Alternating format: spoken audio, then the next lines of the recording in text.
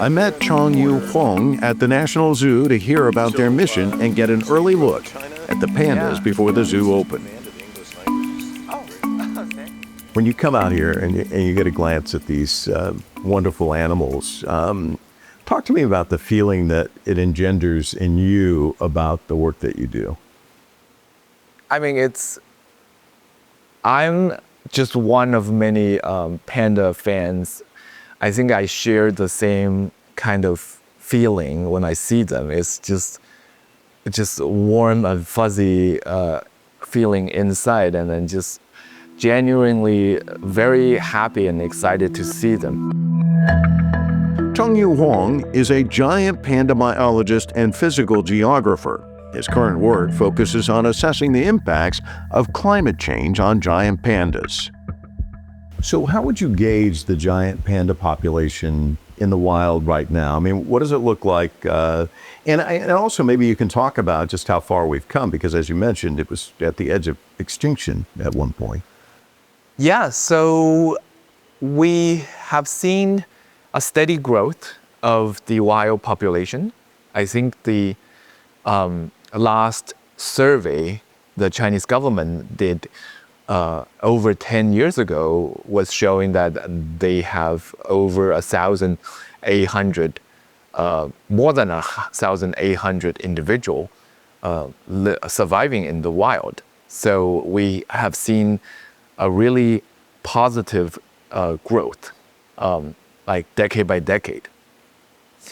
And that is one of the factors that when the experts are evaluating this conservation status, whether they are endangered or vulnerable, you are looking at both kind of captive population and the wild population. And in the wild, the population is growing. But I think a critical part of the assessment, like I said, is captive breeding. Like zoo plays a really important role in this because we help to maintain a healthy and viable captive population that's growing really, really fast. So if you think about it, the entire captive population of giant panda in the late 90s is about 120, around 120 giant pandas around the world. But now the number has gone up to about 700. So that's like almost 500 times of growth. That's like, it's because we have the captive breeding facilities and also the assisted reproduction experts have figured it out how to raise them, how to increase the survival rate of newborn panda cubs, and then how to successfully reproduce, help them reproduce in the zoos. And all those things are helping them to create this large and growing captive population. Eventually, I think the goal for us is to be able to bring them back into the wild. And having this very solid captive population is a foundation to be able to conduct those reintroduction projects. Let me ask you about your work in China, because you go, I think, every year. The relationship, how strong is it? How important is it? And kind of just walk us through it, if you will. Yeah, so we have really close ties with a lot of the giant panda research facilities. So our partner with those collaborative conservation agreement is with the Panda Center, CCRC-GP. And we also have many, many years of kind of partnership with Chengdu Panda Base and a few of the universities that study giant panda. So I think a lot of time we rely on our partners to kind of collect first-hand information because they are the one who are closest to giant panda habitat. They are the one who are kind of hiking down the trails and then collect information. So we look at those questions. We like kind of we're working jointly to study those questions I just mentioned, like how do we facilitate panda conservation? How do we understand them better in the wild? And then that's kind of like a shared interest among us. And then we like also provide a lot of training. So my boss, Dr. Melissa Songer, often mentioned that when she first went to China, the first question that we were discussing with our Chinese partner is, what can we do? What can we do to help? And then there's a discussion and a meeting talking about what is the urgent need that the panda reserves and the research centers need. And then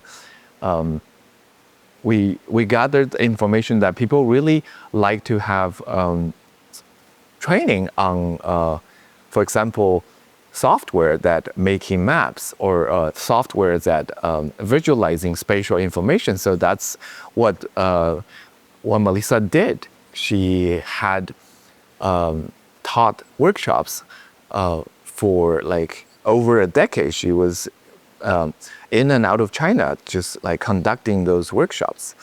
And then thousands of participants from different reserves and government agencies attended those workshops. So that's one of our kind of proudest achievement, is to be able to provide those knowledge and then distribute those knowledge where people think they really needed it. And that's, I think, part of the a legacy of the giant panda conservation program here, that because the mission of Smithsonian is to kind of dissipate and then pass on those information that we have.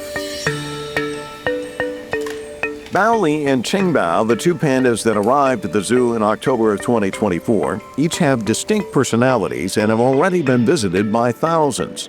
They can also be seen anytime on the zoo's Panda Cam. All right, we don't have any crowds right now, so we can pick the pandas way back there in the corner. They have personality, don't they? I mean, what can you tell me about them? Yeah. So Baoli, which is the male panda here, he is really just crowd pleasing. He is really love to show off. He is super athletic, loves to climb, and then he often falls down the tree easily, but they're perfectly fine.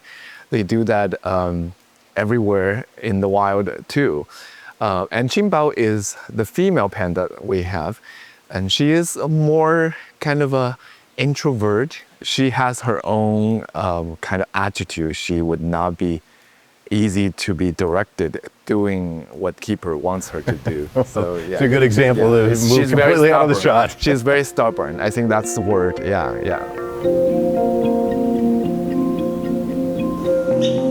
Huang is a spatial ecologist and physical geographer, using satellite images and advanced mapping to study habitats. His work informs conservation policy, and he also trains researchers in China. Let me ask you the question I think that always comes to mind, the pandas. What is it about pandas? We have this enormous fascination with them and affection for them. What do you think it is? Well, they are a very, very unique species. You know, they're black and white. They are very cute and adorable, and then they occupied a very unique niche in the ecosystem that, if you think about, not a lot of species eat bamboo as their major food sources. And panda is one of very few that does this. And it's also used to be a highly endangered species that's on the brink of extinction. So it's very rare to see a wild panda, even in their native habitat. So I've known my colleague who have studied pandas for decades, and then what they see is a panda dung, and then they've never seen them actually in the wild. So if you are lucky enough to see a panda in the wild, that's really a precious moment that you will remember for life. And Have you had that experience? I have not. No. I have not. Is it still something you long for? Yes, obviously. And we've have set up camera traps in the wild. So those camera traps, when you have wildlife passing by, they triggered and then take photos. So a lot of time we get photos of wild pandas, but to be able to see them in the wild, I haven't been able to do it. Also, I know you've been to Chengdu, so you probably see the terrain around like southwest China. And the area that pandas have to kind of navigate, the landscape is extremely rugged and difficult terrain, like high, steep mountains. And at times the bamboo forests are so dense, it's like even really hard to go through. So those are like really challenging environment for human, even for ecologists to work in. So like to go through those habitat, I think panda is unique in a way that they are evolved, they adopted to kind of live and thrive in that kind of environment. And then oftentimes it's really remote and far away from humans. Tell me about your job. What are some of the things that you really enjoy about it, and the role that you play? So I grew up in southwest China. I was born in a city not directly inside the panda habitat, but maybe a couple hours away by train. So I think my job is unique in a way that I can work with a species so close to home. And so for the specific task of the job, I think a lot of time it's data crunching, it's writing papers and writing proposals. So it's not as glamorous as what people would think. Like, we don't interact with captive pandas a lot. And we look at the data on the computer as if they are just numbers on the data sheets. So a lot of computer kind of programming, writing, that kind of stuff. But what we are interested in answering is how, not just giant panda, how the wildlife are navigating in the wild. What's the relationship with different landscape characters? For example, how do they like different types of forest? How do they interact with human cattle and settlements? And then how are their movement pattern changing if we are given them different type of environment to live? And so that kind of information help us kind of understand them better in the wild, and then also enable us to be able to plan and design protected areas for them to thrive, and then better reproduce, and then passing down those valuable genetic information in the future. So it's so interesting. You kind of downplay what you do. It's like numbers crunching, it's data, it's all of that. But it's obviously critically important in mapping out a strategy for conservation. Yeah. So you hit the right word, map. I think for me personally, like map is something like I'm passionate about. So anything I can put it on the map that kind of visualize it and then give me a very good sense of where things are spatially and how they interact spatially. So that's what I actually studied for my PhD. That's like, geographical sciences is all about maps.